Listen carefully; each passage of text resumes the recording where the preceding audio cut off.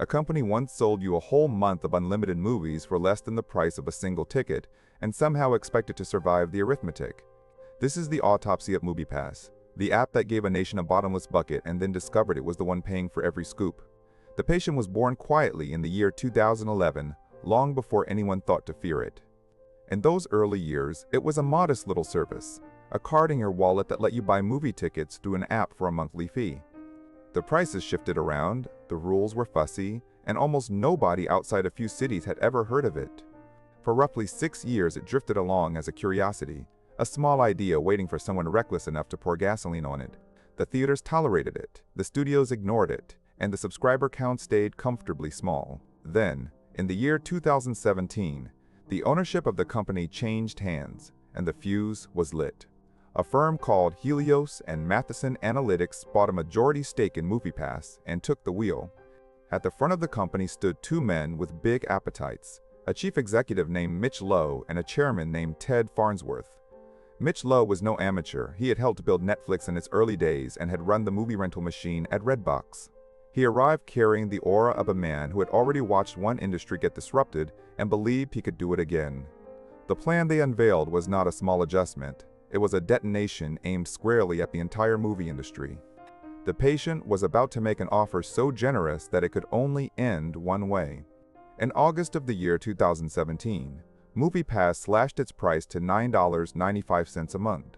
For that single fee, a subscriber could see one movie every single day in a real theater almost anywhere in the country. Let the coroner state this plainly because it is the whole story in one line. A single ticket in many American cities already costs more than $9.95. So the company was offering an entire month of daily moviegoing for less than the price of one ticket. To the public, this looked less like a business and more like a mistake that someone had forgotten to correct. The internet reacted exactly the way you would expect when a company appears to be handing out free money. People signed up in a stampede, convinced they had found a loophole in the fabric of the economy. Within a few days, the service added hundreds of thousands of new subscribers, and the servers strained under the rush. The pitch was intoxicating: see everything, pay almost nothing, and let the company worry about the rest. And here is the mechanism that made every one of those signups a small wound. When a subscriber walked into a theater and saw a film, MoviePass paid that theater close to the full price of the ticket. That meant the company was often handing over $9, $12, even $15 for a single showing. Meanwhile, it was collecting only about $10 from that subscriber for the entire month. So a subscriber who saw a single movie in a month was already, at best, a break-even. A subscriber who saw 2 movies was a guaranteed loss, and one who saw a movie a day was a small financial catastrophe. The cruel twist was that the more popular MoviePass became, the faster it bled. Every new subscriber was not a new source of profit, but a new mouth drinking from a bucket the company kept refilling with cash.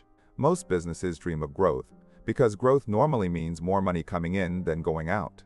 MoviePass had built the rare machine where growth meant the losses got bigger, not smaller. And grow it did, at a speed that stunned the entire entertainment world. By the middle of the year 2018, the service claimed more than 3 million subscribers.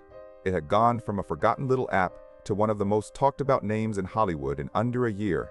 By early in the year 2018, the card was accepted at roughly 91% of the theaters in the United States. For a brief, dazzling moment, MoviePass looked like the future of how everyone would watch films. But the leadership knew the ticket math could never work on its own, so they told a different story. The plan, they explained, was to lose money on the tickets and to make it all back somewhere else. They would harvest data on what millions of people watched, sell advertising, and strike lucrative marketing deals with the studios. In theory, MoviePass would stop being a ticket company and quietly become a data and advertising company. The movie-going would be the bait, and the real profit would come from knowing exactly what the nation watched and when. It is a seductive idea, and in a slide presentation, it looks almost brilliant. But the coroner must note that those other revenues never arrived at anything close to the scale required. The data business was a promise. The advertising was a promise. And the grand studio deals were mostly a promise as well. Meanwhile, the ticket losses were not a promise. They were a very real bill that came due every single day.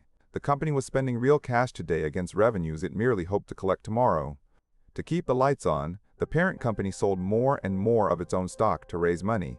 It was, in effect, funding a nationwide movie giveaway by by quietly selling pieces of itself to investors. Each month, the subscriber count climbed, and each month the amount of cash pouring out the door climbed faster. Analysts began to ask the obvious question, one that no glossy presentation could answer. How exactly do you make up $10 of monthly income when a single customer can cost you far more than that in a week? The honest answer was that you could not. Not at that price, not at that scale, not with those tools. The company had confused signing up customers with building a business. The patient was celebrated, adored, and quietly hemorrhaging money from every open vein. The reckoning arrived in the summer of the year 2018, and it arrived fast. In July of that year, MoviePass briefly ran out of the cash it needed to pay the theaters. For a short and humiliating stretch, the app simply went down, and subscribers could not buy tickets at all. The company was forced to take an emergency loan, borrowing millions of dollars just to keep the service breathing. Filings later described a loan of about $5 million taken to cover the immediate hole. A company that had promised to remake Hollywood could not, for a moment, afford to buy movie tickets. With the cash burning, the leadership began yanking away the very things that had drawn people in. They introduced what they called surge pricing, charging extra fees on the busiest films and showtimes. They blacked out the biggest new releases, the exact movies subscribers most wanted to see. Then they capped the plan at 3 movies a month, quietly strangling the unlimited promise that built the empire.